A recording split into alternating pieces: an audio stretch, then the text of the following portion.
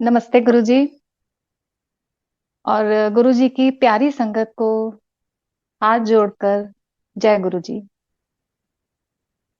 गुरुजी ने इस प्लेटफॉर्म के थ्रू जिन संगत को अपने सेवादार के रूप में चुना हुआ है, उनको भी मैं सादर प्रणाम करती हूँ कि कितनी सच्ची लगन के साथ वो अपनी सेवा में लगे हुए हैं।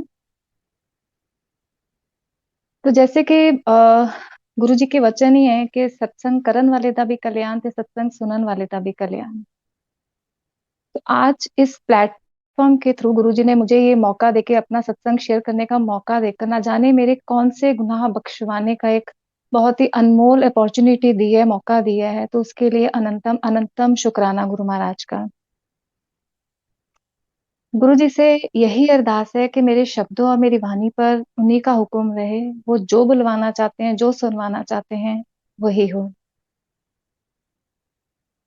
तो गुरु जी से आज्ञा लेते हुए अ, सबसे पहले मैं अपनी जर्नी जो गुरुजी के साथ अपनी जर्नी का सत्संग शेयर करूंगी। क्योंकि मेरे लिए ये बहुत ही बड़ा सत्संग है जिसकी समझ शायद मुझे अभी तक पूरी नहीं आ पाई है। तो जब हम अपने गुरुजी के साथ सत्संग जर्नी का सत्संग कहिए या अपनी जर्नी का बखान करना कहिए, जब वो समझ आनी शुरू होती है तो मुझे लगता है हमें अपनी लाइफ का एक्चुअल मोटो समझ आता है, ऑब्जेक्टिव समझ आता है कि हम इस दुनिया में ये हमारा जीवन किस लिए है। आज वही तो गुरुजी अभी सुनवा रहे थे कि सारी उम्र गवा ली तू, निलड़िए कुछ ना जहां विचों खटिया। तो सारी उम्र उनकी सोझी आने से पहले तक की जो मैं अपनी भी लाइफ देखूं तो मैंने क्या किया है उसमें। हम अपनी मटेरियलिस्टिक थिंग्स के पीछे भागते रहते हैं, या वही पता नहीं किस चीज की भागदौड़ होती है। ये पालो वो पालो, खुशियां, सुख, न जाने किन सुखों के पीछे भागते हैं। और मुझे लगता है जो जिन सुखों के पीछे, जो जिन दुनियावी सुखों के पीछे हम भागते हैं, वही हमारे दुख का सबसे बड़ा कारण होता है। और जब गुरुजी हमें अपने साथ जोड़ते हैं, जोड़ना भी एक, जैसे हम कह देते हैं कि किस समय जुड़े हम, एक एक ईयर के रूप में हम बता देते हैं दिस फिगर, इस साल हम जुड़े हैं या ऐसे हमारी जर्नी स्टार्ट हुई। मुझे लगता है वो भी एक्चुअली हमारे लिए है, लेकिन गुरु जी के साथ, अपने परमात्मा के साथ तो हमारा हमारे जन्म से नाता है। हमारी जो आत्मा है वो अपने परमात्मा का ही तो अंश है, उन्हीं में से तो निकल के आई है। तो हम सबको एक यही अरदास करनी चाहिए कि हमें पहले जो हुआ वो अलग चीज है, लेकिन जो आगे वाली जर्नी है उसमें हम ऐसे कर्म करें कि हमारी जब ये आत्मा हमारा ये शरीर छोड़ेगी तो वो अपने परमात्मा में लीन हो जाए। तो ऐसी सोझी दें कि हम अच्छे ही कर्म करें। तो अगर अपनी मैं जर्नी की बात करूं तो इट वाज 2003 जब मेरी मैरिज हुई। और मैरिज में मेरे इन लॉ साइड में बहुत ही क्लोज फ्रेंड कह लीजिए, या बहुत ही एक अच्छी एक रिलेशन कह लीजिए, फैमिली रिलेशन कह लीजिए, जो कि जिनके साथ गुरुजी ने मुझे मिलवाया, जो कि गुरुजी की पुरानी संगत, मतलब जिनको गुरुजी के साथ अपना उनके फिजिकल फॉर्म में मिलने का सुनहरी मौका मिला है, सौभाग्य प्राप्त हुआ है जिनको, उनसे मुझे मिलवाया। अगर अपने आप को देखती हूँ तो मुझे कई बार ये लगता है कि शायद मेरी मेरी शादी या मैरिज ही इसीलिए हुई है कि मुझे शायद गुरुजी ने उनसे ही मिलवाना था। तो thank you so very much गुरुजी का कि मुझे आ, उनसे मिलवाया, और मुझे बहुत ही एक सही दिशा में जब भी है कोई भी चीज तो वो मुझे उसमें बताती हैं। तो जब वो मतलब इतनी बात तो नहीं मैं कहूंगी कि जब भी उन्होंने एक या दो बार गुरुजी के बारे में बात करी होगी तो वो हमेशा यही बोलती थी कि वो भगवान है, वो सदा शिव हैं, भगवान का अवतार हैं, तो इस लॉर्ड शिवा। तो मैं हमेशा उनको चुपचाप बैठी देखती रहती थी कि ये क्योंकि विश्वास नहीं था ना मन में, तो मेरे को लगता था ये इतनी पढ़ी लिखी हैं, मॉडर्न है, और ये कैसी बात कर रही है। मुझे उनपे मतलब उनकी बातें थोड़ी अजीब भी लगती थी, टू बी फ्रैंकली से। और समझ नहीं थी उस टाइम। एक्चुअली ये मानिए कि शायद गुरुओं पे विश्वास ही नहीं था। इवन मेरे पेरेंट्स ने भी नामदान लिया हुआ था। तो जब कभी मौका मिला है कि वो किसी अपने धार्मिक उस समारोह में गए हैं, जब भी उनको कोई फंक्शन होता था तो सब बैठे होते थे। एक आधी बार मुझे भी मौका मिला, मैं भी बैठी, तो मैं बहुत ध्यान से सबको देखती थी कि वो प्रवचन दे रहे हैं, ये सब सुन रहे हैं क्या, ये सब अपना काम धाम छोड़ के यहाँ बैठे हुए हैं। क्या तुम भगवान से डायरेक्ट कनेक्शन नहीं कर सकते हो जो इनके सामने बैठे हुए वहां बैठकर भी। मैं बहुत छोटी एज की बात कर रही हूँ, शायद जब मैं 13 या 14 साल की थी, तब भी मेरे मन में ये सब चीजें आती थी कि ये सब यहाँ क्यों बैठे हैं, डायरेक्ट भगवान से कनेक्शन करो ना, यहाँ क्यों अपना काम धाम छोड़ के बैठे हुए। तो इसी तरह से जब वो उन्होंने एक दो बार बताया तो मुझे भी, मैंने बोला कुछ नहीं, लेकिन शायद वो भी उनको भी मेरे से कोई पॉजिटिव रिस्पॉन्स नहीं मिला, तो उसके बाद हमारी इसके बारे में कोई बात ही नहीं हुई, गुरु जी के बारे में। लेकिन अ, शायद उसी साल 2003 में जब मेरा एक बार उनके घर पर जाना हुआ, तो शायद वहां पे मुझे उनके गुरु जी के स्वरूप को देखने का मौका मिला होगा। मुझे तो अच्छे से याद भी नहीं है कि मैंने उनके आगे हाथ जोड़े भी कि नहीं। फॉर श्योर उन्होंने जरूर मुझे दर्शन करवाए होंगे उनके, लेकिन मुझे उसके बारे में इतना याद नहीं है। तो उसके बाद टाइम बीतता गया। ये कह लीजिए कि मेरा शायद कार्मिक अकाउंट अभी बाकी था, या मेरी तरफ से वो कमी रहेगी कि मैंने उस अपॉर्चुनिटी को नहीं लिया, उस महान अपॉर्चुनिटी को नहीं लिया। अ, उसके बाद टाइम निकलता गया और 2019 में फिर से दोबारा जैसे एक री एंट्री होती है ना, तो मेरी मदर एक बार मेरे से बात करती है कि मेरे मामी जी के घर पे सत्संग था, तो एक बार सुन लिया। मैंने कहा ठीक है मम्मा। दूसरी बार फिर थोड़े दिनों बाद फिर सत्संग था, ओके मम्मा। फिर तीसरी बार तो मुझे थोड़ी सी खिजली मचने लगी कि मैंने कहा यार मतलब क्या आप मुझे ये बताते रहते हो। और क्योंकि वो मेरे मामी जी हैं, वो माता रानी की बहुत बड़ी भक्त हैं। तो मुझे थोड़ा सा अटपटा लगा उस टाइम में। मैंने कहा ये मतलब अब चेंज कैसे हुआ। देखिए मतलब इंसानी बुद्धि मेरी जो ये सब क्वेश्चंस कर रही थी उनसे, तो उन्होंने बताया, कहते वो तो मुझे नहीं पता, लेकिन मतलब जैसे ऐसी बात होती रही तो मेरे मन में थोड़ी क्यूरियोसिटी भी हुई। तो मैंने कहा कैसे दिखते हैं मम्मा। तो उन्होंने जैसे थोड़ा बहुत मुझे बताया, तो मुझे एकदम से गुरु जी की ही याद आई। तो मैंने कहा ये तो डिट्टो आप वही बता रहे हो, और वहां करते क्या है। तो कहते वहां शपथ वाणी लगी होती है। मैंने कहा अच्छा। तो सत्संग के बारे में मुझे इतना पता नहीं था, सिर्फ मैंने गुरु जी का तब तक स्वरूप ही समझो देखा हुआ था। तो उसके बाद उसी साल मैं अपने पेरेंट्स के घर पे होती, राखी का त्योहार होता है, तो मुझे मेरे मासी को मेरे मामा जी के घर से लेके उनके घर ड्रॉप करना है। मतलब लुधियाना से लेके फगवाड़ा मुझे उनको ड्रॉप करना है। तो अंदर मेरे को थोड़ी सी मतलब एक काली भी मच रही थी कि मैं बहुत लेट हो रही हूँ, चलो एनी हाउ उनको पिक तो करना ही है मुझे। जब वो कार में आके बैठती हूँ तो मैं देखती हूँ कि उसके हाथ में ना कैलेंडर है रोल किया हुआ। तो मैं उनको कंफर्टेबल, वो मतलब उसको अपनी गोदी में रख लेती हैं, बिल्कुल गोद में रख लेती हैं, और मैं उनको कंफर्टेबल फील करवाने के लिए कि माते आप इसको पीछे रख दो, बिल्कुल स्पेस है। तो वो कहती नहीं ये मतलब मेरे मामा जी का नाम लेके, ये ना गुरु है। मैंने कहा ठीक है भाई रख लो। तो मैंने मन में ये सोचा कि आपकी मर्जी भाई, लेकिन आज वो चीज समझ में आती है कि अगर आज मैं उनकी जगह पे हूँ, अब 1 घंटा तो क्या, अगर 10 घंटे भी मिले ना, तो मैं उनको हाथ में ही पकड़ के रखूं, कहीं इधर उधर नहीं रखूं। तो वो इम्पोर्टेंस आज समझ में आ रही है, उस दिन ही समझ में नहीं आ रही थी। और मैं इतनी ज्यादा परेशान थी इस चीज से कि मैं लेट हो रही हूँ, तो मुझे पता ही नहीं था कि कौन हमारे साथ, मतलब हम किनके साथ हैं। अब गुरुजी मतलब साक्षात उस कार में आके बैठे हुए थे, और मुझे इस चीज का जरा भी इल्म नहीं था कि हाँ वो हमारे भगवान बैठे हुए हैं। वो ये समझ कई बार आपको बहुत बाद में आती है, लेकिन आ जाए मेरे को लगता है वो भी बहुत गुरु जी की कृपा ही होगी उस चीज की भी।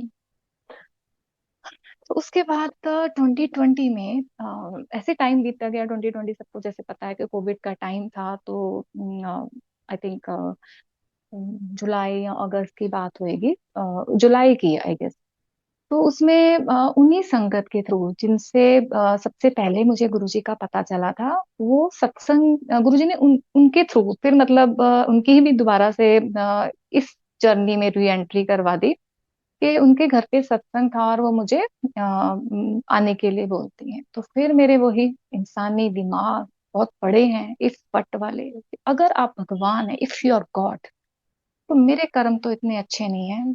कि मुझे वहां पर बुलावा हो। अगर सच में आप भगवान हैं, सच में मुझे बुलावा है, तो मुझे इसका भी इंडिकेशन दीजिए। देखिए कितने हम टेस्ट लेते हैं, मतलब मैं अपनी बात ही करूंगी तो कितना कितना इन सब चीजों के पीछे मैं रही कि मुझे तो हर चीज का प्रमाण चाहिए, हर चीज का प्रूफ चाहिए मुझे। और वो प्यारे, वो दयालु हमारे भगवान, रात को मैं सोई हूँ और तो एक ड्रीम दर्शन था जिसमें कि मैं एक घर में कुछ बहुत ही कोई उस टाइम सत्संग नहीं पता था एक्चुअली, तो तब धार्मिक ही था कि हाँ कुछ ऐसा कार्यक्रम होने वाला है। मैं बाहर वेट कर रही हूँ और एक गुरुजी आते हैं बहुत ही सुंदर कर्ली हेयर में, बिल्कुल कर्ली हेयर। और वो अंदर जाते हैं और मुझे इशारा करते चल आजा तुम ही अंदर। और इतनी सारी संगत होती है और जब मैं उनके पीछे पीछे जाती हूँ तो बिल्कुल अपनी चेयर के पास मुझे बिठाते, कहते इत्थे बह जा मेरे को। मैं पास में बैठ जाती हूँ। वहां क्या हुआ क्या नहीं हुआ मुझे नहीं पता, लेकिन मुझे इतना याद है कि जो भी वो ड्रीम में था बहुत ही सुकून भरा था, कि मेरी आत्मा को बहुत सुकून आ रहा था उस टाइम। तो सुबह उठती हूँ और मेरे को दोबारा माइग्रेन। मैंने कहा देखा, मेरे कर्म तो इतने अच्छे हो ही नहीं सकते, कि वो तो भगवान है लेकिन मेरे कर्म अच्छे नहीं है कि मुझे वहां बुलावा ही नहीं है।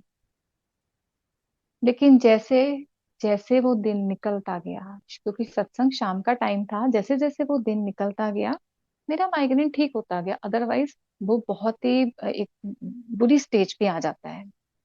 उस दिन सच में शायद वो बुलावा ही था। मैं सत्संग पे पहुंचती हूँ, वहां का कोई डेकोरम नहीं पता कि वहां प्रसाद के लिए मना नहीं करते, मैंने वो भी किया, नहीं पता था मुझे कुछ भी ऐसा। और वहां बैठी थी, मन बहुत ही ज्यादा भरा हुआ था। जरूरी नहीं होता है कई बार कि आप दुखी हो, बट एक्चुअली दैट डे मैं बहुत ही ज्यादा इमोशनल हो रही थी। शायद पता नहीं मन में क्या था कि एक टाइम ऐसा था कोविड का, उसके बाद कई बार ना कुछ ऐसा होता है कि आप बहुत ज्यादा डिप्रेस हो जाते हो, बहुत ही नेगेटिव हो जाते हो। और सच में उस दिन कुछ ऐसा ही था कि मेरे को बहुत ही रोना आ रहा था और मैंने अपनी इमोशंस को कंट्रोल ही किया। एक्चुअली उस दिन कंट्रोल ही किया, लेकिन अंदर से बहुत जोर जोर से आवाजें आ रही थी, गुरु जी गुरु जी गुरु जी गुरु जी, यही चीखे मारती रही वहां बैठी मैं, गुरु जी आप देख रहे हो, आप सुन रहे हो। बस घर आ जाती हूँ और मुझे घर पे पूछा जाता है कैसा लगा तुझे। अब इसका तो एक ही आंसर था मेरे पास कि I am neutral, no plus no minus.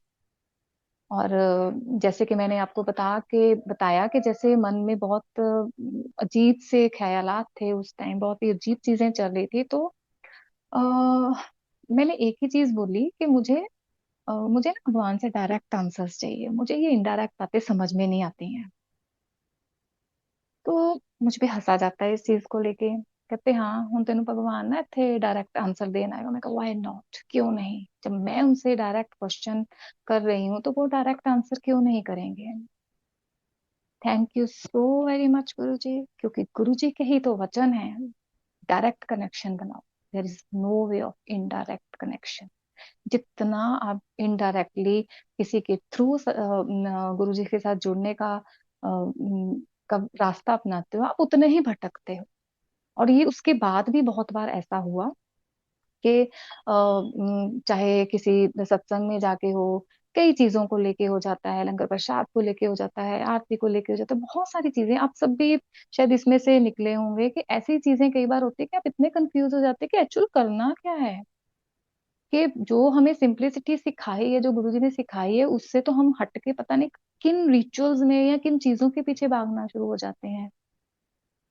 तो वो चीज के लिए मैं उनका शुक्राना करूंगी कि शायद शुरू से ही उन्होंने मुझे एक डायरेक्ट कनेक्शन की बात ही समझाई, तो वो ही मेरे दिमाग में फंसी रही। तो मैं गुरुजी से यही बोलती थी, तब लगता था कि कोई मिल जाए, इसकी सोची से पहले ये लगता था कोई मिल जाए जो मुझे समझाए इस चीज को। तो गुरुजी ने एक ही बात करी, मैं कहते तेन की चाहिए। मैं कहा मेरे को तो गुरु जी चाहिए। तो कहते फिर की रह गया है, तू मैं ते साइलेंट, यही तो है। जब भी कभी आप बैठो उनके सामने, मैं तो जब भी बैठती हूँ मुझे तो कुछ समझ में ही नहीं आता मैं बात क्या करूं, बस मैं बैठ जाती हूँ, कुछ नहीं समझ में आता। क्योंकि बताने की बात ही नहीं है, तब तो उनको पहले से ही पता, मेरे से पहले मेरी बातें उनको पता है, मेरी हालात उनको पता है। अगर कोई दुख है, अगर कोई सुख है, कोई खुशी है, कोई गम है, मेरे से पहले ही उनको पता है वो चीज, तो उनको क्या मैं बतलाऊं। हाँ, इतना मन जरूर करता है कि क्या गुरु जी आपका नहीं कभी मन करता कि आप भी मुझे कुछ बताओ, आप भी मेरे से कोई बात करो, आप भी तो कुछ बताओ ना मुझे। तो मेरा तो मुझे लगता है कई बार उल्टा चलता है इस चीज को लेके, कि आप भी अपने मन की कोई बात बताओ। तो उसके बाद सच में जब मैंने घर पे ये बात करी कि मुझे डायरेक्ट आंसर्स चाहिए, तो सच में गुरुजी ने वही मेरे साथ किया। मेरे घर पे उस टाइम मेरी 5 इयर्स की नीस रहने के लिए आई हुई थी। और पता नहीं उसको क्या हुआ, वो बैठी हुई थी मेरे पास, और उसके फेस के एक्सप्रेशंस एकदम से चेंज हो गए, कि मतलब 5 साल के बच्चे के फेस के एक्सप्रेशंस तो मैं कभी जूम ही नहीं कर सकती कि ऐसे होते हैं। अपनी आईब्रोज ऊपर करके बहुत ही सीरियस फेस और टेढ़ा सा फेस मेरी तरफ करके मुझे पूछती है, आपको नींद नहीं आती है? आई वॉज वेरी सरप्राइज्ड कि ये बात इसको कैसे पता है। ये बात तो इवन मेरे बच्चों को भी नहीं पता कि मैं रात रात भर जागती रहती हूँ। कितना टाइम मेरा ऐसे निकल जाता है कि नींद आती है तो सुबह जाके मुझे नींद, पता नहीं क्या ख्यालात चलते रहते हैं, पता नहीं क्या हो रहा है मेरे साथ, समझ में ही नहीं आ रहा। तो मैं उसे पूछती हूँ तो क्या करूं मैं फिर? कहते हैं आप ना गुरुजी का नाम लेकर सोया करो। तो मैं, मेरी टेस्टिंग शुरू हो जाती है, क्योंकि मेरा इंसानी दिमाग है, तो मैं बहुत टेस्ट किया। मैं उसको बोलती हूँ, बेटा आपको पता है कि बुआ को तो बहुत काम होता है ना सारा दिन, आप सुबह मुझे बता रहे हो, मैं तो रात तक भूल जाऊंगी, आप ऐसे करो मुझे याद करवाना। तो कहती ठीक है। अब 5 साल के बच्चे से मैं ये उम्मीद कर रही हूँ। तो रात को वो बच्चा आता है, वो बिल्कुल मेरे पास आता है, तो मुझे लगता है अब ये मुझे बतलाएगी, क्योंकि मेरे मन में तो चल रही है ना वो बात, ये मुझे बोलेगी कि नहीं गुरुजी मेरे को आंसर दे रहे हैं कि नहीं। वो आती है, वो लेट जाती है। मैंने कहा ये तो सारे ना वहम भरम ही है, कुछ नहीं है ऐसा आगे मेरे को सच में आंसर देने वाले हैं। वो 10-15 मिनट बाद फिर उठती है लड़की, मेरी उम्मीद फिर से जागती है, नहीं। वो अपने हाथ जोड़ती है और कुछ प्रेयर करती, फिर सो जाती है। मेरी उम्मीद फिर से खुश हो जाती है। मैंने कहा अच्छा, तेरे बेटा ये सारे वहम ही है, कुछ नहीं होने वाला तेरा।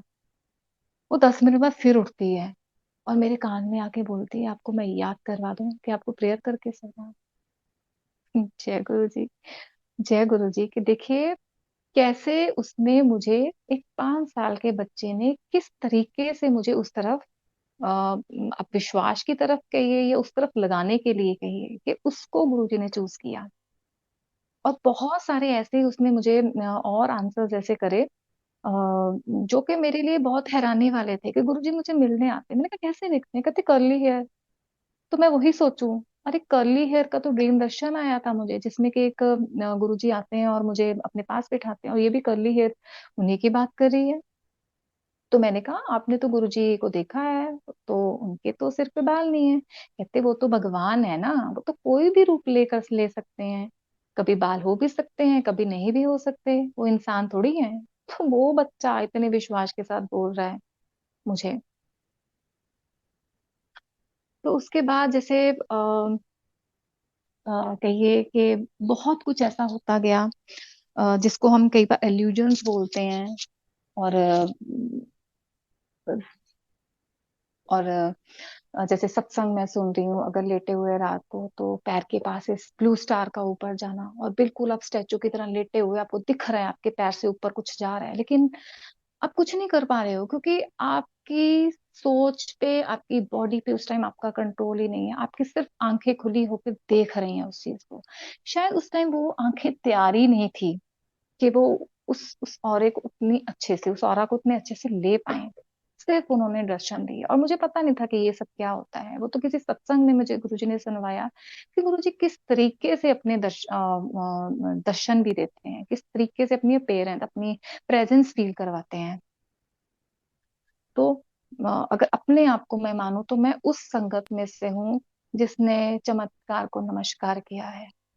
I am sorry, I am very sorry गुरु जी, कि मैंने मैंने इतना टाइम उस चीज पे वेस्ट कर दिया। लेकिन फिर भी अगर इस चीज पे तो मैं यही बोल सकती हूँ कि अगर उस चीज की सोझी भी आ गई है, तो उसके लिए अनंतम अनंतम शुक्राना। तो जैसे मैंने आपको बताया कि 2020 में फिर से जैसे सत्संग पे जाने का मौका मिला, उसके बाद मन में एक पॉजिटिविटी आनी शुरू हो गई। तो टाइम बीतता गया।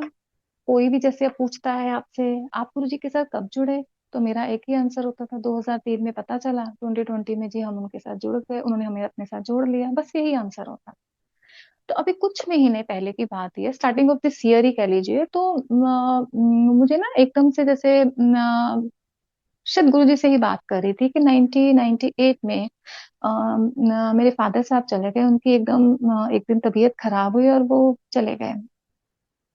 तो वो टाइम मुझे याद आ गया कि कितना आप सब समझ सकते हैं कि वो कितना हार्ड टाइम होता है, कितना बड़ा लॉस है, बिग ह्यूज लॉस हो, कि उस टाइम कैसे हम उसमें से कैसे निकले थे, वो टाइम कैसे निकला, वो टाइम हमने कैसे गुजारा।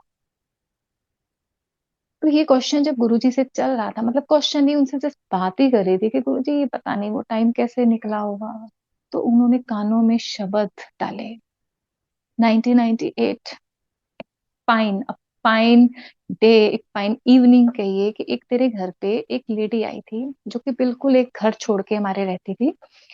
वो आज भी वहीं रहती हैं।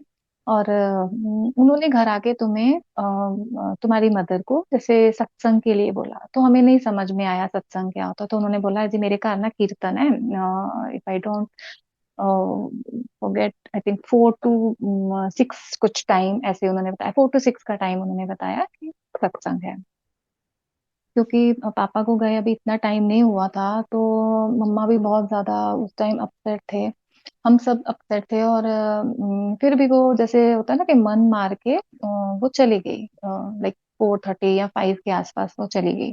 और मुझे उम्मीद थी कि कीर्तन है तो वहां पे तो 6, 6:30, 7 बजे के आसपास से पहले ही वापस नहीं आएंगी। तो मैं भी बैठी रही। और बट ये 6:15 के आसपास बिल्कुल घर पे, मैं बड़ी हैरान, मैंने कहा मम्मा आप इतनी जल्दी कैसे आ गए? कहते पता नहीं किहो जिहा कीर्तन सी, उन्होंने अपने गुरु ਦੀ फोटो लगाई हुई ਸੀ, गुरु जी ਦੀ फोटो लाई सी, टेप ਚੱਲਦੀ ਪਈ ਸੀ ਤੇ ਵਿੱਚ ਹੀ ਖਾਈ ਪੀ ਜਾਂਦੇ ਪਏ ਸੀ। चलो, बात हुई खत्म। 1998 में ये बात हुई, टोटली खत्म, वैनिश, हमारे किसी के दिमाग, हम दोनों में से किसी के दिमाग में ये चीज नहीं। 23 में जब गुरुजी से मैंने ये बात करी कि गुरुजी वो टाइम कैसे निकला, तो उन्होंने याद करवाया कि तू कही जानी 2003 ਦੇ ਵਿੱਚ ਤੈਨੂੰ ਗੁਰੂ ਜੀ ਬਾਰੇ ਪਤਾ ਲੱਗਾ, 2020 ਦੇ ਵਿੱਚ गुरु जी ने तेनू अपने ਨਾਲ जोड़िया। तू सोच, 98 में तेरी मदर को सत्संग पे बुलाया था मैंने। तो इस चीज को कैसे वो कंफर्म भी करते हैं, जबकि उनको उनको किसी बात की जरूरत नहीं, उनको ये भी बताने की जरूरत नहीं थी, याद करवाने की भी जरूरत नहीं थी। 25 साल बाद, मुझे 25 साल मुझे ये चीज बिल्कुल दिमाग में नहीं थी। तो याद उन्होंने कंफर्म भी कैसे किया, उसी महीने घर पे गुरुजी ने सत्संग की दात बख्शी, तो मेरे मन में बहुत ही था कि मैं अपना ये सत्संग शेयर करूंगी। तो जब अभी गुरबानी चल रही थी, तो एक अंकल मेरे पास आते हैं और मुझे बोलते हैं आंटी सत्संग शेयर करवाना है। तो मैंने कहा जय गुरु जी बताइए। तो उन्होंने नाम दिया मोहन ज्योति। अम, मैंने कहा ठीक है, उनसे हम मतलब सत्संग जब सब हो जाएगा तो अपना शेयर कर दें। जब उन्होंने अपना सत्संग शेयर करना शुरू किया, ये मोहन ज्योति अंकल, मोस्ट ऑफ आप सबने मुझे लगता है कि सुना ही होगा उनका सत्संग, जिन्होंने गुरु जी की व्हाइट पैंट्स बनाए थे, आई थिंक अराउंड 10 के आसपास कुछ ऐसे, मुझे एक्यूरेट फिगर नहीं पता। तो उन्होंने अपना वही सत्संग शेयर किया कि गुरुजी उनके शॉप पर आते हैं, उनके उनको पेंट्स बनवाने का देते हैं ऑर्डर, और वो उनकी पेंट्स बनाते हैं, पेंट्स बनाने के बाद उनको दे देते हैं और वो बिल्कुल भूल जाते हैं। और आई थिंक 20 साल के बाद उनको ये बात याद आती है कि गुरुजी उनकी शॉप पे आए थे, इतने साल उनको बिल्कुल याद नहीं रहा। तो मतलब अभी जब ये सब चीजें मतलब वो सत्संग सुनने से पहले, उन अंकल का सत्संग सुनने से पहले भी मेरे दिमाग में क्या चल रहा था कि कहीं ये मेरा वहम तो नहीं है, कहीं मेरे कान तो नहीं बज रहे हैं। तो मैंने उस आंटी को भी अप्रोच किया जिनके घर पे सत्संग था कि आंटी 98 में आपके घर पे क्या सत्संग था, तो वो बहुत ही हैरान हुए, कहते तेरे को इतनी बात पुरानी बात भी याद है। मैंने सोचो अब आपको क्या बताऊं, याद मुझे क्या होगा, ये तो गुरुजी हैं जो याद करवा रहे हैं। उन्होंने बताया मतलब कानों में डाल के कि तेरे कान नहीं बज रहे, ये सच्ची हुआ है, ये ऐसे ही हुआ है, तेरे को लग रहा है कि तेरे कान बज रहे हैं। तो ये गुरुजी ने कैसे मुझे मनोहर ज्योति अंकल का सत्संग सुनवा के उस चीज को कंफर्म किया आपके लिए, कि विश्वास कह लीजिए, दिलवाया उस चीज को। तो अभी इस प्लेटफॉर्म पे अभी ये मतलब सत्संग शेयर करते हुए एक मतलब एक नई ही कड़ी मेरी इस जर्नी में जुड़ गई है, कि मेरे पापा के जाने के बाद कुछ महीनों बाद ही, 2 के 3 महीनों बाद मुझे एक ड्रीम आता है, जिसमें वही गुरुजी जो मेरे मदर फादर ने जिनसे नामदान लिया हुआ था, वो हमारे घर के पूजा रूम में आते हैं। ये बिफोर मैरिज की बात ही कर रही हूँ, 98 की। तो वो पूजा रूम में आते हैं, उनके साथ एक और मेल होते हैं जिनको मैं नहीं जानती थी कि ये कौन है। तो वो गुरु जी आते हैं उनको साथ में लेके, और मुझे कहते हैं आज तो ना तेरे गुरु ये है। तो मैं हाथ जोड़ देती हूँ और मुझे ना जोत जगाने के लिए बोलते हैं, और मैं जोत वो दिया जलाती हूँ। उन्होंने नाम भी बताया लेकिन मुझे नाम नहीं याद रहा। आज समझ में आ रही है कि वो कौन थे। मतलब आप सोचिए कि जिनको मैं जिन गुरु अपने पेरेंट्स के गुरु को इतने अच्छे उससे नहीं देख रही थी कि इनके पीछे क्यों लगे हुए, उन्होंने मुझे ही चूज किया उस टाइम, कि आके उन्होंने मुझे ही ड्रीम में बताया। और उस ड्रीम, सुबह जब उठी तो वो ड्रीम बिल्कुल भूल चुकी थी मैं उस टाइम। तो तकरीबन एक हफ्ते के बाद मेरा ब्रदर आता है और मुझे बताता है मम्मा को कि मम्मा गुरुजी चले गए, उन्होंने उन्होंने समाधि ले ली। मुझे उस टाइम वो ड्रीम याद आता है कि अरे वो तो मेरे ड्रीम में आए थे और उन्होंने बोला था कि तुम्हारे गुरु अब ये हैं। तो ये जर्नी आप देखिए कि कब से शुरू है, और मैं इसको हम इसको क्या एक नंबर, ईयर का नंबर दे देते हैं, इस साल या फलाना ये ऐसा, जबकि ये तो न जाने कितने जन्मों की जर्नी होती है। ये तो हमारे लिए है ना, इस जन्म में या सॉरी इस साल में या जिस साल में भी आप कह लीजिए, लेकिन ये तो ना जाने कितने जन्मों जन्मांतरों का हमारा रिश्ता है। हमारी तो आत्मा, तभी तो है कि हमारी आत्मा तो उन्हीं का हिस्सा है ना, जो बिछड़ी हुई है अपने परमात्मा से। शायद उनको पाने का एक ही तो तरीका है, अच्छे कर्म करके, अपनी भूलों को सुधार के। अगर अच्छा कुछ गलत देख रहे हो, उसका उसको उसको बंद करने की हम कोशिश कर सकते हैं। नहीं कोई कर रहा तो एटलीस्ट हम उसका हिस्सा ना बने, गलत ना सुने, गलत ना बोलें। तभी तो होता है कि गुरुजी हमारे मुंह से वही वाणी निकले जो आप चाहते हैं। मन में विचार भी वही आए, जो आप अपनी संगत में देखना चाहते हो वही कहें, वही बोलें, वही सुने, वही जाएं, वही खाएं, वो सभी हम करें। हमारे आसपास हम देखते हैं ना, हमारे आसपास कैसे नेगेटिविटी को दूर करते जाते हैं, चाहे आप अकेले रह जाओ। तो आपको अपने गुरु जी के साथ बैठ के ही इतना सुकून मिलता है। तभी तो वो कहते हैं ना, तू मैं ते साइलेंस, और क्या चाहिए तेरे को। इसी में इतना सुकून मिलना शुरू हो गया कि जीवन का असली रस तभी तो है। सारी उम्र गवा ली तू, लड़िए कुछ ना जा चौखटे। अब यही गुरु जी के साथ यही तो खट्टा है हमने। अब जब हमने उनको पा लिया, इससे ऊपर तो कुछ और है ही नहीं। बाकी सब चीजों पे तो अब लगता है ना, सब मोह मिथ्या माया, सब चीजें अच्छी ही नहीं लगती है, ये सब खेल लगता है एक। तो इस तरह से न जाने अभी मेरी इस जर्नी में और कितनी कड़ी होंगी शायद, जो मुझे पता ही नहीं। जरूरत है मुझे बतलाने की नहीं बतलाने की, वो गुरुजी अपने गुरु महाराज के ऊपर ही है सब कुछ। तो अ, उसके बाद आज न जाने गुरुजी पता नहीं क्या क्या मन में ऐसे ख्याल डाल रहे हैं, न जाने कौन से सत्संग जो है वो अ, क्या सत्संग शेयर करवाना चाह रहे हैं। अ, अभी कुछ महीने पहले जुलाई की बात ही है, बेटा दिल्ली गया हुआ था, तो बड़े मंदिर ही गया हुआ था। तो मैं पता नहीं मेरे मन में क्या एकदम से जैसे एक आवाज सी आती है, इसको कॉल कर, तो मैं उसको फोन करती, पूछती कहाँ है, तो कहता मैं बड़े मंदिर। और मैं अपनी नेचर के अगेंस्ट जाकर उसको बोलती हूँ कि गुरु जी के ना सबूत के लिए पूछ सेवादार हूँ।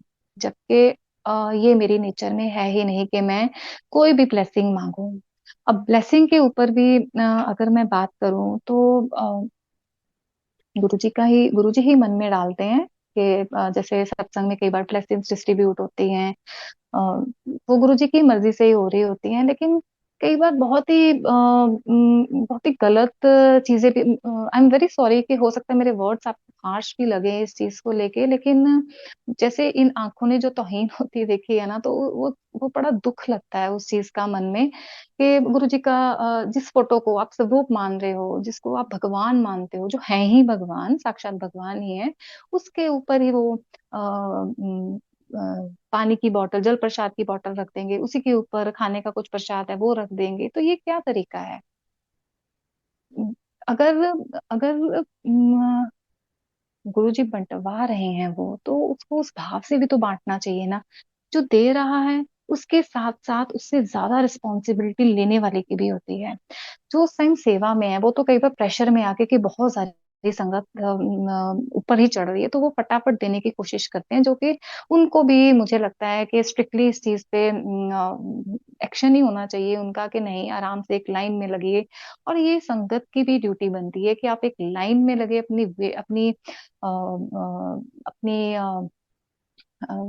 वेट कीजिए अपनी टर्न का, कि आराम से लेके जाइए। किस चीज की होड़ मची हुई है उस चीज में? किसी चीज की भी नहीं। जब कर्मों को कटवाने की लाइन लगवाएंगे ना गुरुजी, तो सब पीछे भागेंगे। शायद मैं भी उनमें से सब पहली होंगी जो भागेगी, लेकिन जब कुछ लेने का आता है ना, तो हम आगे के आगे भागते हैं, बस मुझे मिल जाए, मैं ना कहीं रह जाऊं। तो ये सब चलता रहता है। तो वही मैं जैसे कह रही हूँ कि उसको जब मैंने स्वरूप लेने की बात करी, तो वो मेरी नेचर में बिल्कुल भी नहीं है कि मैं मांगू। आज तक जितनी भी गुरु जी की ब्लेसिंग्स हैं, गुरु जी की खुद दिलवाई हुई हैं, कि अगर मुझे कई बार लग रहा है कि सामने से कोई बांट भी रहा है, तो मैं खुद वहां नहीं जाऊंगी। शायद मुझे लगता है कि वो तो मेरे दिल में है, इसको लेके और क्या मैं कर लूंगी? वो तो पल पल मेरे मेरे साथ ही है ना। तो उसके लिए तो आपके पास कोई स्वरूप है भी नहीं, आपके पास कोई ब्रेसलेट है भी नहीं, कोई फर्क ही नहीं पड़ता उस चीज का। ये मेरी मतलब मेरा अपना विचार है इस चीज को लेके। फिर भी ना जाने उस दिन गुरुजी ने क्यों ऐसा मन में डाला कि तू स्वरूप के लिए पता कर। तो उसने एक सेवादार जी को पूछा, उन्होंने मना कर दिया कि गुरुजी के बर्थडे के रीजन से सारे स्वरूप जो हैं गुरुजी के, वो डुगरी मंदिर हमने भेज दिए हैं। तो मैंने कहा नहीं, मेरे अभी भी आवाज आ रही है बेटा, आप दूसरे सेवादार से पूछें, 2 से 3 बार आप ट्राई करेंगे। तो लास्ट में उसका मुझे आधे पौने घंटे बाद फोन आता है कि मम्मा, एक सेवादार कह रहे हैं कि आपको वेट करना पड़ेगा थोड़ा टाइम के लिए। मैंने कहा कोई बात नहीं, आप वेट कीजिए वहां पर, अगर वो आपको कह रहे हैं तो। एट लास्ट गुरु जी ने उसको बहुत ही गुरु जी के तो सारे स्वरूप ही इतने प्यारे हैं, किसको हम कहें। तो उनको एक इसको एक बहुत ही बड़ा कैलेंडर, बड़ा एक अच्छा ही उस साइज में गुरु जी का स्वरूप मिलता है, तो वो बड़ा खुशी खुशी घर लेके आता है। तो उसके बाद जब गुरुजी सत्संग बख्शते हैं, तो अब गुरुजी के लिए जो सोफा लगना था उनके विराजमान होने के लिए, तो उस कपड़े पे, उस फैब्रिक पे लगाने के लिए मुझे लेस चाहिए थी। एक्चुअली वो जो कलर था थोड़ा ऑड कलर था उसका, जो कि इतना रूटीन में आपको वैरायटी उसमें आपको ज्यादा नहीं मिल पाती है। तो मैं मार्केट जाती हूँ, मुझे कुछ पसंद नहीं आता, तो मैं अपने हस्बैंड को बोलती हूँ, आप इंटीरियर में जाके, जो पुराना शहर है उसमें बहुत सारी लेसेस की शॉप्स हैं, तो आप वहां जाके मुझे पिक्स भेज दो, क्योंकि मैं कहीं और ऑक्युपाइड थी उस टाइम। तो वो मुझे पिक्स भेजते हैं और मुझे तो कुछ पसंद नहीं आता। जब अपने कपड़ों में इतने नखरे हैं, तो गुरुजी की भी चीज ऐसे तो है नहीं कि मैं कुछ भी लगा लूंगी। तो मुझे कहते हैं कि तू खुद चलना कल और सिलेक्ट कर ले। तो मैंने कहा ठीक है भाई। अब इसमें गुरुजी की ही प्लानिंग थी ये सारी, वहां से स्वरूप के लिए मेरे मन में डालना, और ये सब चीजों के लिए हमारा मार्केट जाना। जब सुबह मैं मार्केट जाने लगती हूँ, तो उससे पहले गुरुजी ख्याल डालते हैं कि उन चक स्वरूप। तो मैं वो स्वरूप उठाती हूँ कि अब इसको फ्रेम करवाना है। तो प्लानिंग के मुताबिक सबसे पहले मेरे को वो स्वरूप फ्रेम करने के लिए देना है। तो जब मैं शॉप पे पहुंचती हूँ, उस शॉप पे फ्रेम वाले की, तो वो शॉप ही बंद होती है। नॉर्मली वो कभी बंद नहीं होती उस टाइम। तो उसको कॉल किया, कहता जी मेरे को तो अभी आधा घंटा लगेगा आने के लिए। तो मेरे पास इतना टाइम नहीं था कि मैं वो आधा घंटा भी वहां खड़ी हूँ। तो और इतना भी नहीं था कि मैं अब गुरु जी का वो सब कार में रख के जाऊंगी, क्योंकि वो अगस्त का मंथ था, तो इतनी गर्मी होती। मैंने कहा इनको तो मैं कार में रख के नहीं जाऊंगी इतनी गर्मी में, बिल्कुल नहीं इनको कार में ये रहेंगे। तो ना मैं आसपास किसी शॉप पे छोड़ सकती हूँ, कि मुझे नहीं पता कोई इनको कितने रिस्पेक्टफुली रखेगा, तो इस चीज का तो मैं बिल्कुल भी नहीं ऐसा करूंगी। तो मैं साथ में लेके अंदर चली जाती हूँ। वो बहुत ही मतलब टाइट मार्केट है, जिसमें एक बड़े सब ग्रुप को साथ ले जाने में मुझे डर लग रहा था कि कहीं से इनको लग ना जाए। फाइनली हम अंदर पहुंचते हैं, हम लेस लेते हैं, फिर उसके बाद वहां जाके मेरे हस्बैंड की जो नेचर है ना, वो टोटली ऑपोजिट हो जाती है उससे। क्योंकि जो चीजें मुझे बाहर मेन मार्केट से लेनी थी, वो जिद करने शुरू हो जाता है कि इसको यहाँ से ले, एक बैक ड्रॉप का कपड़ा लेना है वो इस शॉप से ले। मैंने कहा यार क्या है, इसको हम मार्केट भी तो जाके ले सकते हैं ना कल, अब यहाँ पे ये सब मुझे, क्योंकि मैंने हाथ में सब रूप पकड़ा हुआ था, मुझे उस चीज की ज्यादा टेंशन थी कि इनको लग ना जाए कहीं से भी। तो जब मैंने देखा कि बिल्कुल, और मैं कहा, अच्छा भाई ले ले। अच्छा वो ले लिया, बिल्कुल उसके सामने एक डायर था। अब कुछ सामान हमारा डाई करने वाला था, सत्संग वाला ही, जो बैकड्रॉप का कपड़ा लिया, अब इसको दे। मैंने कहा लो भाई दे लो। तो मैंने कहा इतना टाइम मत लगाना भैया, जल्दी देना। कहता ठीक है। अब बिल्कुल उसके ज्वाइनिंग एक टेलर था, कहते गुरुजी के जितने भी सारे जो वो सिलने हैं ना कपड़े, अब इसको दे दे। मैंने कहा नहीं मैं नहीं दूंगी, ये तो बहुत टाइम लगाएगा, 3 घंटे तो मिनिमम चाहिए इस चीज के लिए। वो भी कहता 3 घंटे, तो कहते नहीं दे दे। मैं सोचूं ये इतना क्यों आज इतना अड़ रहा है इस चीज को लेके। और मैं भी बोलती हूँ ठीक है तुम ही लेके जाना, क्योंकि मैं तो दोबारा इस मार्केट में नहीं आऊंगी, कितना छोटा बाजार है कि इतनी दूर पैदल चलकर आना पड़ता है। तो वही सब कुछ हाँ हम दे देते हैं। अम, और भी एक आधा ऐसा काम होता है जो गुरुजी वहां से करवाते हैं। फिर फाइनली गुरुजी वहां फ्रेम वाले के पास पहुंचते हैं हमें लेकर।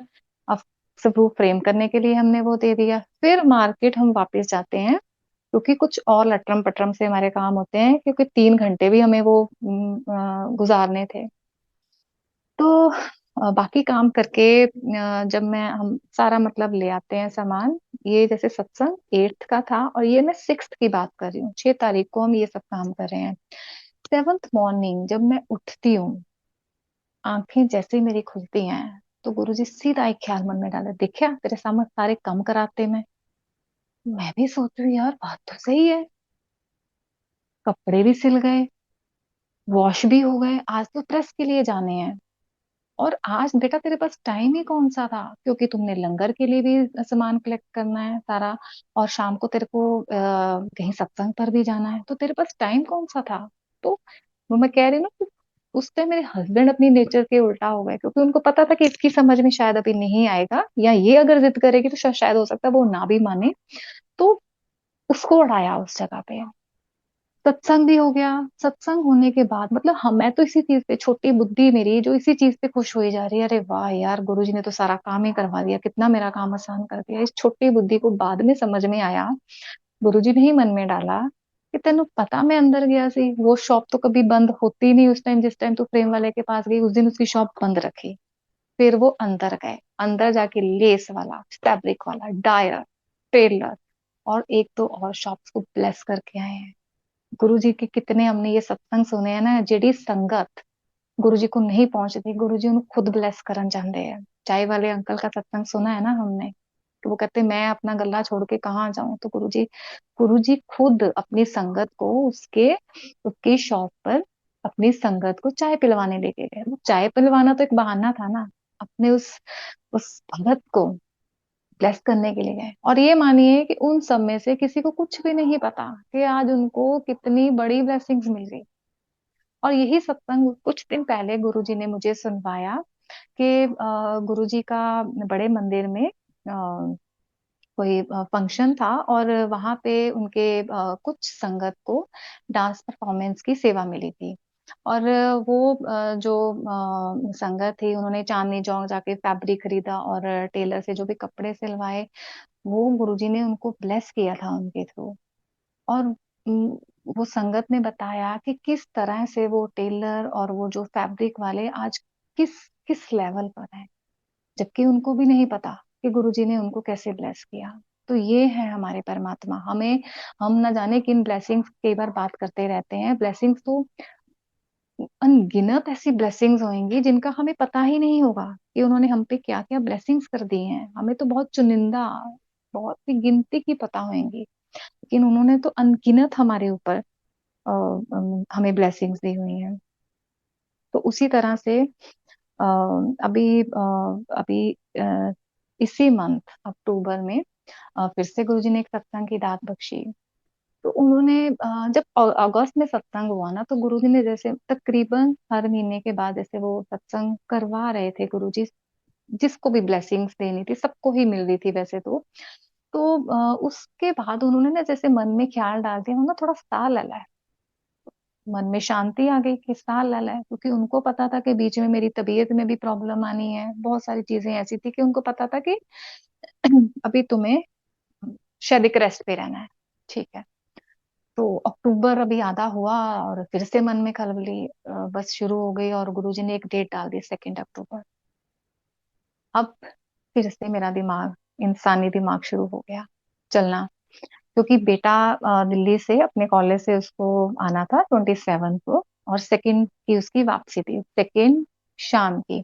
और गुरुजी ने जैसे टाइम हमेशा एक फिक्स रखा हुआ है, 4 to 6 शाम को सत्संग होता है, और उसकी जो ट्रेन थी 5:30 की थी। तो मेरे को लगा यार 5:30 की, सॉरी 6 की, 6 बजे की ट्रेन होती है, तो इसको 5:30 तो निकलना पड़ेगा, इसको सत्संग से उठना पड़ेगा, जो छोड़ने जाएगा वो भी सत्संग छोड़ेगा, तो हम इसको 30th पे कर लेते हैं। इंसानी दिमाग जो चल रहा था मेरा। तो 2-4 दिन में ऐसी चलती रही, हाँ 30 तारीख को करेंगे, सैटरडे है, बहुत आराम से होगा। तो फिर गुरुजी ने मन में डाला, तू किद्दां 30 तारीख ਨੂੰ कर लेंगे, तेनू पता है ना कि सामने चौंकी है, हमारे घर के बिल्कुल सामने पार्क है, तो वहां पे उस वीक में एक ह्यूज फंक्शन था जिसमें कि एक चौंकी थी 30th की, तो कैसे 30 तारीख को तो कर सकते। तो मुझे भी लगा कि हाँ, मतलब उन्होंने ही ये सोची डाली ना कि 30 तारीख को नहीं हो सका। तो फिर मैंने उस चीज को 28 पे ले गई। मैंने कहा 28 का करते हैं भाई, क्योंकि 27 को आ रहा है, 28 को आराम से सत्संग होगा। बहुत ही खुश मैं इस चीज को लेके। अब ये देखिए, 27 को से पहले 2-3 दिन पहले बेटे ने बोल दिया कि मम्मा मेरा तो आना मुश्किल है, मेरे कुछ मैचेस हैं तो मैं नहीं आ पाऊंगा। तो हमने उसकी टिकट्स भी कैंसिल करवा दी। तो मेरी मदर मुझे कहते हैं कि वो नहीं आ रहा, तो उसके आने पे सत्संग करवा रहे हैं। मैंने कहा ऐसे कैसे होता है भाई, अब जो चीज फिक्स हो चुकी है, आप उस वो नहीं आ रहा, इसका मतलब ये तो नहीं है कि सत्संग नहीं होगा, सत्संग तो होगा ही होगा। तो शायद वो मेरा टेस्ट था, आई डोंट नो क्या था उस टाइम, कि मैं अड़ गई, नहीं 28 का तो मतलब 28 को होगा ही होगा। अब गुरुजी ने पता नहीं क्या मेरे मन में डाला, किसी काम को लेकर मैंने एक संगत को मैसेज कर दिया कि गुरुजी की कृपा रही तो थर्सडे को सत्संग है। मतलब मैं उनको मंडे को मैसेज कर रही हूँ कि थर्सडे को सत्संग है, और उनसे थोड़ा काम था, वो डिस्कस कर रही थी मैसेज पे। तो उनका आगे से थोड़ी अपने एक मैसेज आया कि जिसमें उन्होंने अपनी थोड़ी प्रॉब्लम बताई। तो एकदम से न जाने मेरे मन में क्या हुआ, मैंने कहा नहीं यार, कुछ गड़बड़ है गुरुजी, कुछ मैसेज है ये गुरुजी का। अब ये 28 को नहीं है, ये सेकंड को ही है, जो गुरुजी ने शुरू से मन में डाली हुई थी चीज। तो सत्संग से लाइक सेकंड को सत्संग है, और 30th के आसपास, 29th या 30th के आसपास गुरुजी मन में डाल रहे हैं कि बिल्कुल साथ वाले घर पे कंस्ट्रक्शन चल रही है, उस लेबर को सबसे पहले प्रसाद जाना चाहिए। शुक्राना उस सोझी को डालने का भी, कि वहां प्रसाद जाएगा पहले, जो भी प्रसाद होगा। तो अराउंड 10 के आसपास वहां पे हमेशा लेबर होती है। तो वही दिमाग में चल रहा था। अब जब सत्संग का जैसे वो घड़ी पास में आई, बस घंटा रह गया था, तो मुझे आके किसी ने बताया कि 13 के आसपास। तो मेरे को फिर क्या हो गया, गुरु जी का प्रसाद है, उसमें तो बरकतें ही बरकतें होती हैं, तो उसमें क्या सोचने वाली बात है। सत्संग शुरू हुआ तो उस दिन वो लेबर 10 से 20+ हो गई। मतलब प्रसाद जाता गया तो मेरी बेटी ने आके मुझे बोला, मम्मा मुझे ऐसे लग रहा है कि आज जो सत्संग है ना गुरुजी ने इनके लिए करवाया। मैं कहा बिल्कुल ऐसा ही लग रहा है कि उन्हीं के लिए सत्संग हो रहा है। तो सत्संग हो जाता है, और रात को फिर से मैं जैसे वही संगत से जो मैसेज किया था मैंने जब काम के लिए, और उनको बोला था कि थर्सडे को सत्संग है, तो पता नहीं मैं पीछे जाके क्यों वो मैसेज दोबारा से रीड करे, तो मैंने देखा कि मैंने उनको मैसेज किया हुआ है मंडे इवनिंग 7:30 के आसपास कि गुरु जी की कृपा रही तो ट्यूसडे को सत्संग है। अब ये गुरु जी की ही इसमें महिमा कहिए, गुरु जी की ही लीला कहिए कि वो कह रहे हैं कि तेरे को सीधे समझ नहीं आंदा पाया, तो फिर ऐसे ही सही कि मैंने ट्यूसडे लिख दिया उनको, और उन्होंने जब अपनी दिक्कत बताई उन्होंने तो ट्यूसडे के हिसाब से अपनी दिक्कत बताई ना, और मैं उसको थर्सडे के हिसाब से समझी जा रही हूँ, तो वो गुरुजी ने उसको कैसे सेकंड पे लगाया। तभी तो कहते हैं कि अपने दिमाग ना, मतलब दिमाग तो मैं कहती हूँ है ही नहीं, चलाने वाली बात तो बहुत दूर है, मुझ जैसे को तो बहुत ही जरूरत है कि अपना दिमाग अगर है भी तो उसको निकाल के मैं बाहर फेंक दूं, कि जरूरत ही नहीं होती है।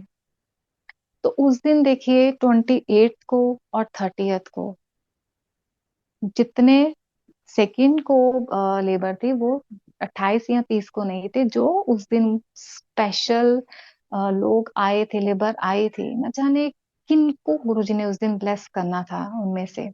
और उनको भी तो कुछ नहीं पता, वो प्रसाद के रूप में उनको गुरुजी ने ना जाने कितनी ब्लेसिंग्स दे दी हैं, कितनी उनपे मेहरे करी। नो डाउट जो बाकी सब भी थे उनको भी मिली, लेकिन होता ना एक स्पेशल ब्लेसिंग्स जैसे होती हैं कि गुरुजी की दोबारा वही चीज के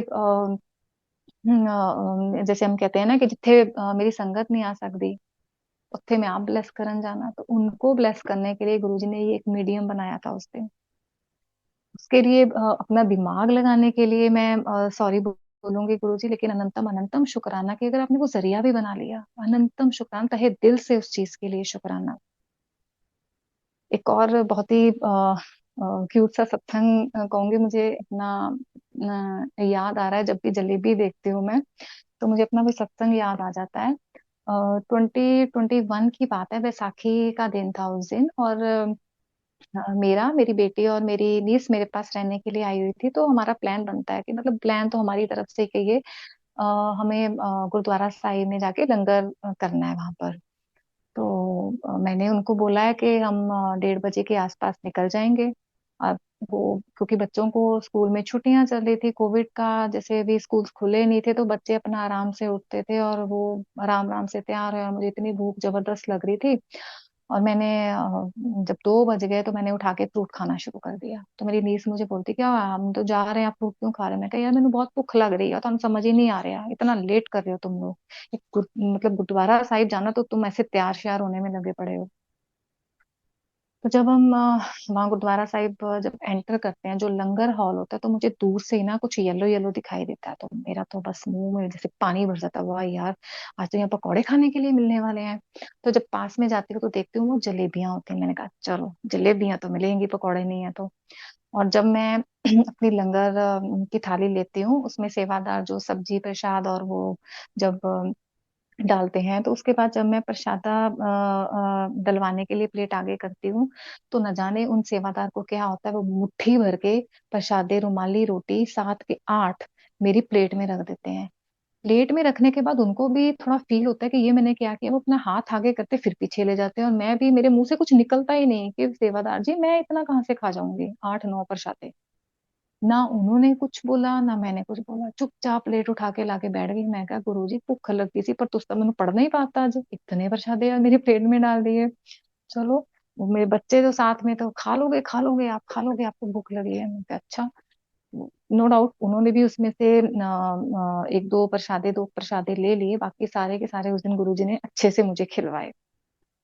इतना खाने के बाद भी जलेबी की भूख मेरे मन में से नहीं मिटी।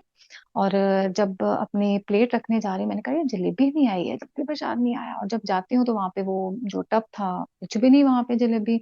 और मैं बच्चों की तरह, यार मैं तो जलेबी खानी थी, मेरी नीस मुझे बोलती कोई बात नहीं प्लेट रखो, आपको जलेबी भी खाने को ले देते। मैंने कहा नहीं मुझे तो भर के खानी थी प्लेट में।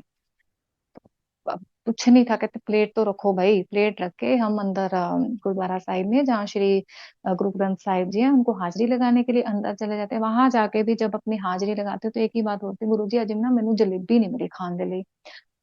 इमेजिन के मतलब बच्चों की तरह वहां पे। तो वहां जो सेवादार होते हैं बाहर, उन्होंने हलवा प्रसाद दिया, और बाहर आके हमने बिल्कुल ही डोर के पास ही खड़े हुए थे, तो वो हलवा प्रसाद खाना शुरू कर दिया।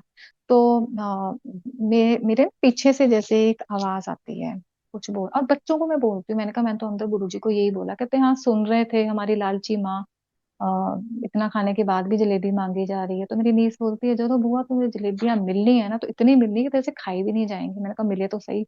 तो पीछे से एक आवाज आती है, तो मैं डर जाती हूँ। मैंने कहा ये पक्का सेवादार है, और ये डांट लगाएंगे कि तुम यहाँ खड़े हो क्यों प्रसाद खा रहे हो, आराम से एक साइड में बैठो, यहाँ बीच में मत खड़े हो। तो मैं इग्नोर मारने की कोशिश करती हूँ, मैं पीछे घूम के देखती ही नहीं। फिर से आवाज आती है, तो मुझे पीछे मुड़ना ही पड़ता है, और जब मैं पीछे मुड़ती हूँ तो एक सरदार जी खड़े होते हैं और मेरी तरफ देखते हैं और हाथ आगे बढ़ा के कहते हैं जलेबी खानी है तो ले लो। मैं अपने हाथ आगे बढ़ाती हूँ, उनके हाथ में एक न्यूज़पेपर न्यूज़पेपर जलेबियों से भरी हुई, और मेरे हाथों में जैसे वो पूरी ही नहीं आ रही है, पूरा भर के जय गुरु जी ही बस मुंह से निकलता है। दोबारा उस सरदार जी को मुड़ के भी नहीं देखा कि उनको थैंक्स बोलूं या जो भी है।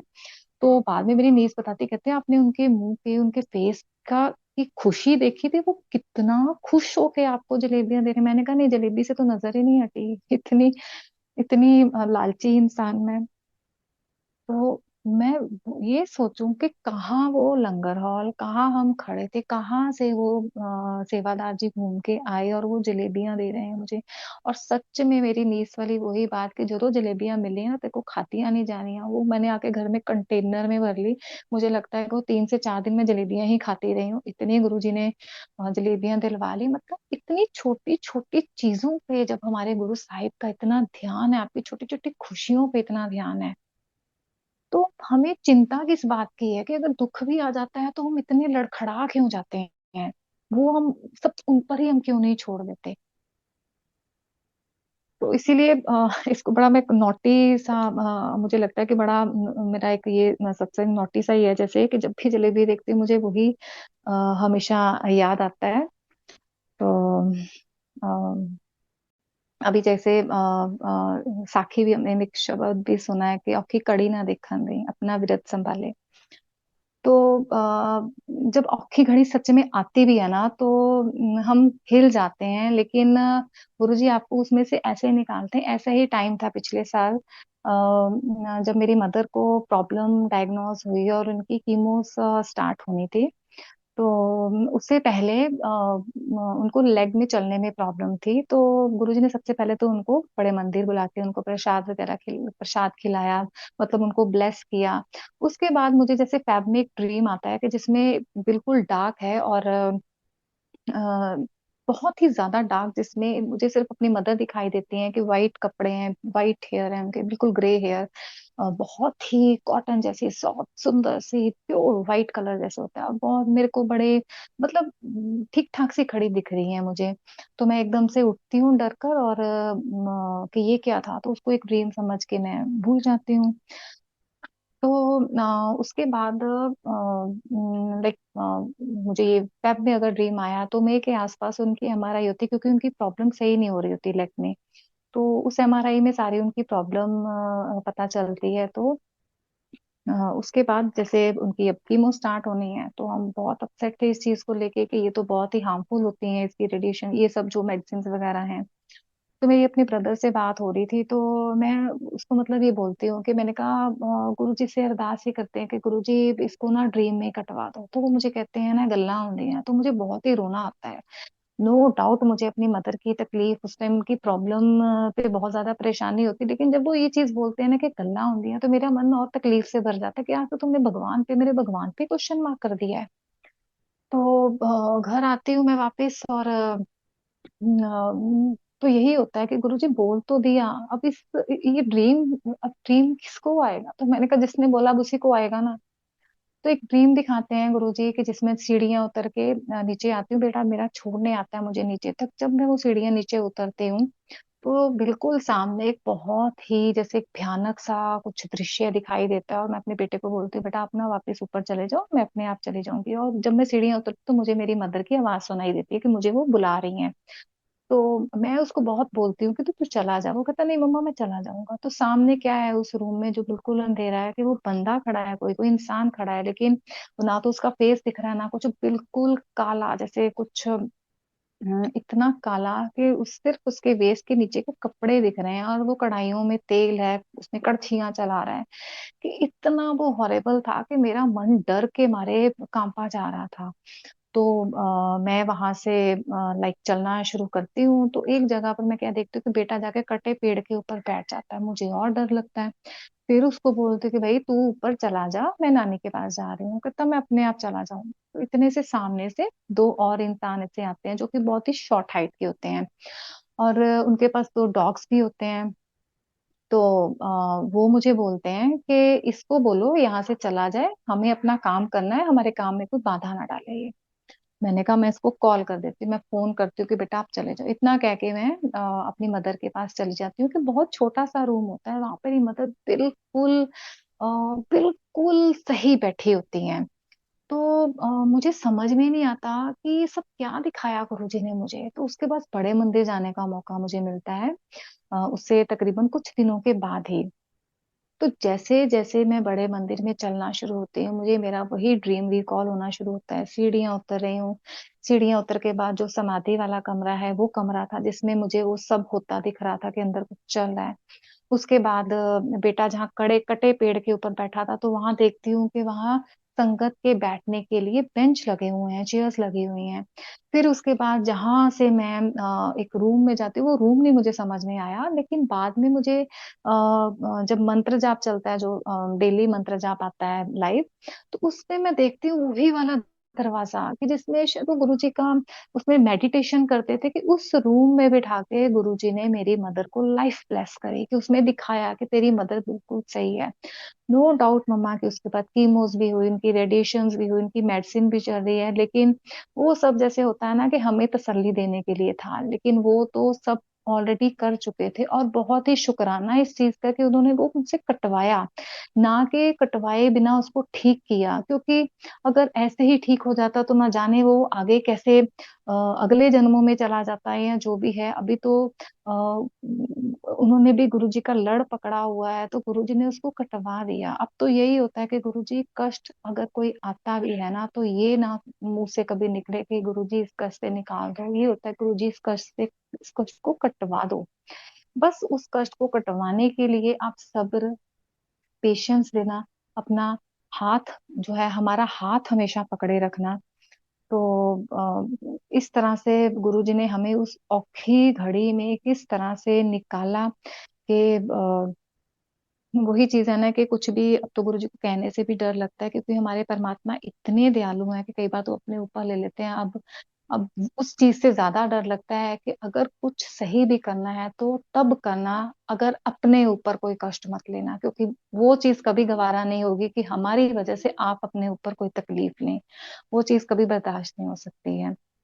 तो गुरु जी की हुई मेहरें तो अनगिनत हैं, जिनका कहें कि बखान करने की भी कोई सीमा नहीं है, और ना ये कभी मुंह थक सकता है शायद।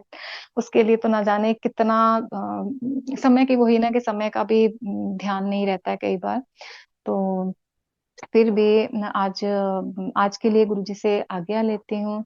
अ, बोलते हो बहुत कमियां भी रह गई होंगी, कुछ भी कम ज्यादा बोल गई हूँ, तो गुरु जी से यही अरदास है कि आगे से इसके लिए सूझी दें।